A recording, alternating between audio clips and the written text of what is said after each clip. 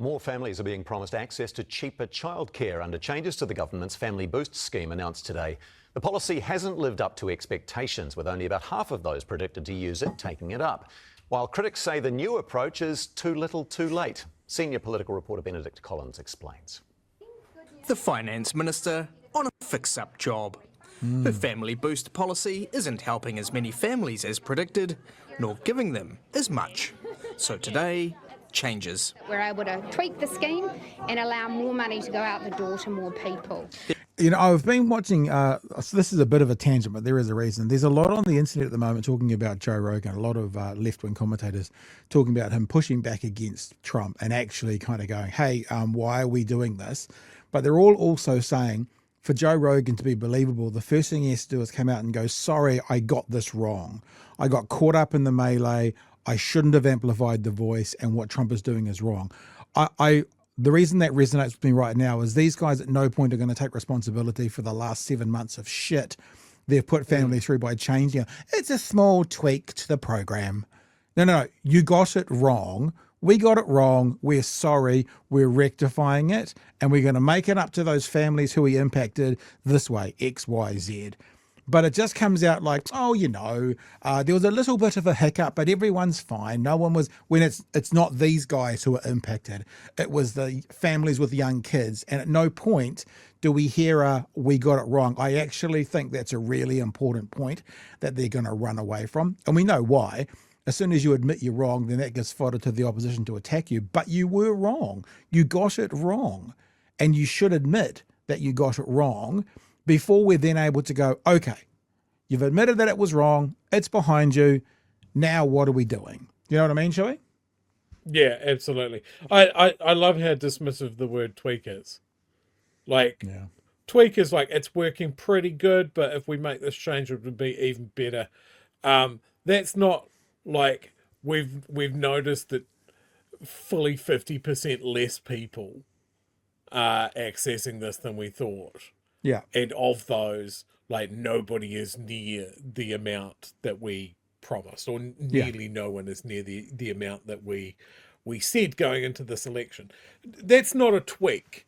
That's we don't know what we're doing. It's a redesign. And we're panicking now. Yeah. We're panicking now because we've got to get this working so people are positive about it before we go to the polls. Yeah. Hey, yay, Nikki. Yeah, it's a full redesign. But look, let me also say, you know, part of the reasons this show started was to critique the critiquers, i.e. those in the position to ask questions. Come on, journalists. So, Minister, you're saying you got it wrong.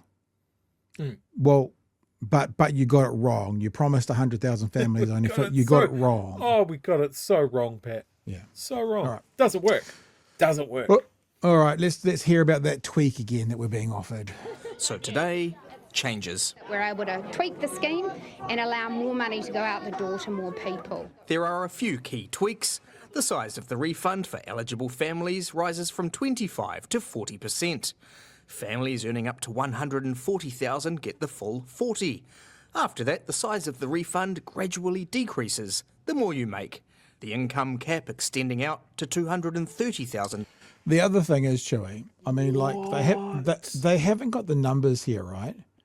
Right? You don't know what the numbers are. I'm assuming this is $75 a week, because I was talking about 150.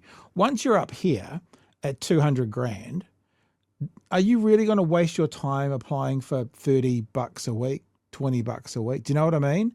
So yeah, these people up here, I'm sure it's worthwhile for these people who are earning 140 and they're getting $75 a week, whatever the exact number is.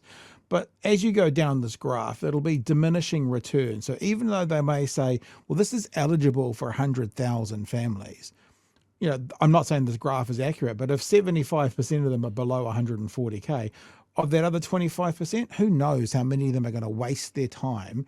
I mean, right down here, oh, you couldn't get $8 a week. Of course they're not going to do it. What a waste of time that is. So I wonder where the natural drop-off would be, which might be, say, here, at let's say at about 180K, that they're like, this is not worth my time. I wonder when that comes in, which again makes this kind of package so much more unhelpful than just a carte blanche 20 hours a week. 20 hours a week. Yeah. 20 hours a week. No paperwork, no nothing, 20 hours a week. That was always the problem with this, is that they were taking a low admin, it's for everybody approach, and then complicating it. Massively complicating it. And then when we talk about these numbers, like, 140,000, what's that? That's for a couple basically on the median wage or the average wage or something like that. Sure, childcare is expensive. I get it. But I think any announcement where it's like, oh yeah, and we're giving it to more people up to $229,000. I think that's bad optics as well. But and for exactly the reasons that you're saying, like, at what point do you go, oh, this probably isn't worth keeping all of my receipts for a full financial quarter, and then submitting it and waiting for it to come in? Like, it's already unwieldy. Just carry on with your day. So if that $229,000 was two full-time people, working 40 hours a week, that's a wage equivalent of about $55 an hour per person.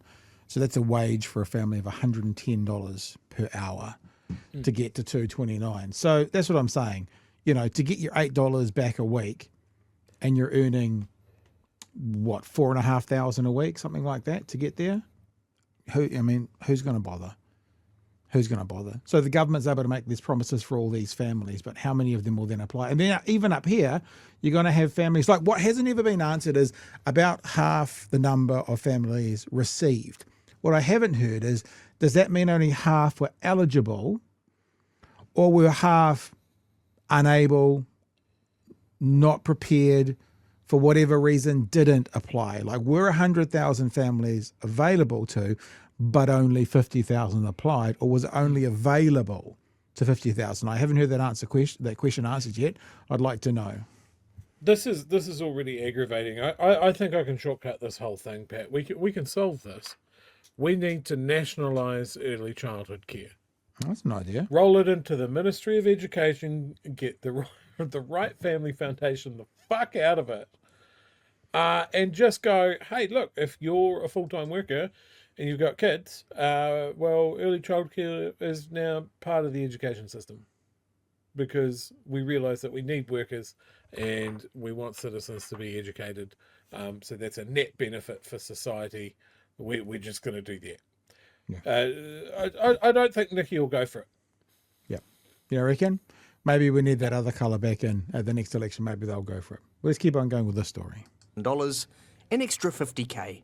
The good news is that those families who are currently getting the scheme will now get many more dollars out of it, and many families who might have previously thought they weren't eligible. Well, I think many's $3 or more. You can get $1. You can get a couple of dollars. Many starts at $3. $3 more. Yeah. Many money? Many.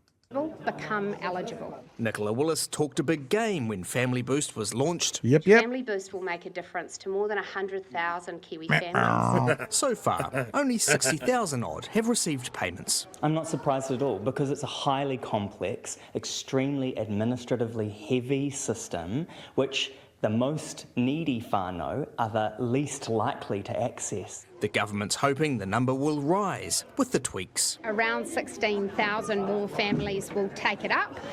Hang on. Over 100,000 promised at the election. 60,000 got it. Another 16,000. That only puts you to 76. That only puts you to 76,000. That's still 30,000 away from over 100,000. That means, in my eyes, this is a fail. I mean, because there's 30,000, 25 to 30,000 families who you promised pre-election would get it that are not. So again, what error are you pointing out? What apology are you making for your error, Minister Chewie? What would you say to someone that made a grand promise at an important moment of time, and then later very clearly wasn't even close to it? Would you say that that's potentially a lie, a porky pig? Well, a liar, pants on fire? It could be. And then the answer to whether it was or not was obviously if it was known, because the other option is incompetent. incompetence it could be as well. Because if they truly thought that... Just being shit at your job. Shit at your job. Nicky No Numbers, the Minister of Finance, who can't count... Nicky No Boost. Nicky No Boost. There's been lots of Nicky No's going through the chat today, I've noticed, all sorts of different ones. So, yeah, it could also be incompetence. But either way, Chewie, a lie or incompetence shouldn't fill anyone with confidence in this minister who is, remember, an English graduate from university. Let's keep going, eh? Instead of tinkering, instead of creating really difficult systems, we have clear solutions, which is make ECE free and accessible for all tamariki. There were differing views on Family Boost at this Johnsonville centre. We were struggling to be saving for a while there, and so now that we've got this, we go, okay, at least it can top up that emergency fund. There's schemes like in Melbourne where it's like the same sort of thing, but like everyone is eligible. Like I feel like that in this kind of economic crisis would be a better way to put the funding. I wonder if only we had political parties that could think that idea, Chewie. That would be better. Someone also put in the chat, meanwhile, a family on 22,000 who's a beneficiaries get nothing. That's a very good point as well. Yep. I wasn't aware about benefits. Yep, go. Can I just say how good it is that obviously these parents have been there for Nicola's press conference with all the cameras. Nicola's probably still there, and they've gone to them and they're like, yeah, we're just going to list off a whole bunch of better ways to do this and be like really like non-committal about how this has been good for us or not. Like nobody's glowing about this. No, nobody's like, oh, this has made such a big difference in our life and these tough economic times. It means I can put food on my table and know that my kids are learning and all of that. Everybody's just like, no, they do this better overseas, and it's important that everyone gets it. It's great. Nobody here is reading from the cue cards. Yeah, I mean, talking about nationalising it, I mean, like primary school. Your public primary school, yeah, there are fees and stuff, but the rules are basically if you can't afford the fees, you don't have to pay. They're more of a donation. I mean, it's done right through education system. Why can't it just start? I guess kindy is kindy's like that. There's a difference between kindy and childcare. Anyway, I'm a long ways away from that in my life. But yeah, I mean, it doesn't. They have a model for nationalising it, Chewie. It's called school, so it shouldn't be that difficult. Their view on today's changes? I think it's fantastic. I think it's especially for everyone. I think everyone's struggling with the cost of living. It's affecting. Unfortunately, sir, and bless you and your beard, it's not for everyone. This is the point we're making. If it was for everyone, then yay, agreed. But one thinks that maybe he heard the announcement, but is yet to delve into the details, because the details will say it's not for everyone. Not just people on lower incomes, on higher incomes as well. Trying to make Family Boost more appetising by giving it a bit more bite.